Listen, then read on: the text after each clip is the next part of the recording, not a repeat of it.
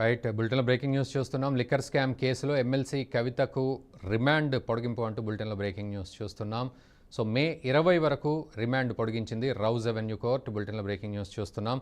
అయితే ఇప్పటికీ ఎమ్మెల్సీ కవిత అరెస్ట్ అయి 2 నెలలు కావస్తోంది. మార్చి 15న తనను అరెస్ట్ చేయడం జరిగింది. ప్రస్తుతం తీహార్ జైల్లో ఉన్నారు ఎమ్మెల్సీ కవిత. అయితే రిమాండ్ను పొడిగిస్తూ అటు రౌజ్ అవెన్యూ కోర్టు నిర్ణయం తీసుకున్నట్లుగా తెలుస్తోంది. ఇదే అంశానికి సంబంధించి పూర్తి అప్డేట్స్ మా ఎగ్జిక్యూటివ్ ఎడిటర్ శివప్రసాద్ ఫోన్ లైన్లో ఇస్తారు. శివప్రసాద్ చెప్పండి. అంశాలు, దీనికి సంబంధించినటువంటి సాక్ష్యాధారాలు, దీంట్లో ఎవరెవరు ఇన్వాల్వ్ అయి ఉన్నారు, దీంట్లో వాళ్ళు చెప్పినట్టుగా, ఈడీ చెప్పినట్టుగా కవిత ఏ విధంగా దీంట్లో ప్రధానమైనటువంటి పాత్ర పోషించారు, తదితర అంశాలన్నీ కూడా కొన్ని సాక్ష్యాలతో సహా సవివరంగా దాంట్లో పొందుపరిచినట్టుగా తెలుస్తోంది. గతంలో ఇచ్చినటువంటి ఛార్జ్ షీట్ కి ఇది అనుబంధ ఛార్జ్ షీట్ గా దీన్ని పరిగణలోకి తీసుకోవాల్సి ఉంటుంది. ఈ ఛార్జ్ షీట్ పరిశీలన పూర్తయిన తర్వాత అదే రోజు కవిత కస్టడీ మీద నిర్ణయం తీసుకునేటటువంటి అవకాశం ఉంది.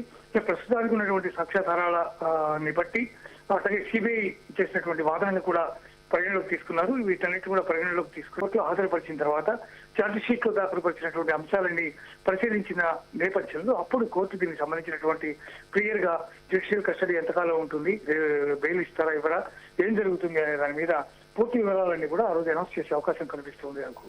రైట్ శివప్రసాద్. మరోవైపు ఇదే కేసులో అటు అరవింద్ కేజ్రీవాల్కి మధ్యంతర బెయిల్ రావడం, సో ఇటు ఎమ్మెల్సీ కవిత కూడా అప్లై చేసుకున్న కొద్దీ ఇటు మరోవైపు రిమాండ్ పొడిగింపులే కంటిన్యూ అవడం, సో దీన్ని ఏ విధంగా అర్థం చేసుకోవాలి?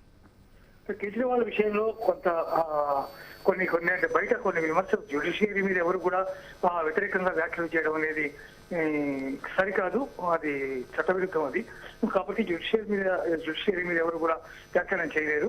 కానీ కేజ్రీవాల్ కి బెయిల్ రావడం అనే దాన్ని కూడా కొంతమంది చాలా తప్పుపడుతున్నటువంటి పరిస్థితి కూడా ఉంది.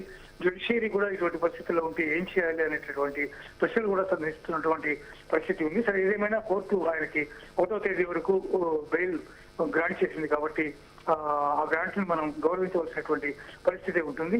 కానీ దీంట్లో కవితతో పాటు కేజ్రీవాల్ కూడా ప్రధానమైనటువంటి వ్యక్తిగా దీంట్లో ఈడీ కానీ సిబిఐ కానీ రెండు కూడా ఛార్జ్ షీట్స్ దాఖలు చేసినాయి ముందే. దానికి సంబంధించినటువంటి అనుబంధ ఛార్జ్ షీట్లు కూడా దాఖలు చేస్తున్నాయి. కాబట్టి ఈసారి కోర్టుకి పూర్తి స్థాయిలో క్లారిటీ వచ్చే అవకాశం ఉంది. అది వచ్చిన తర్వాత దాని మీద కూడా కోర్టు ఒక కఠినమైనటువంటి నిర్ణయం తీసుకునే అవకాశం కనిపిస్తుంది నాకు. Thank you very much Sivaprasad.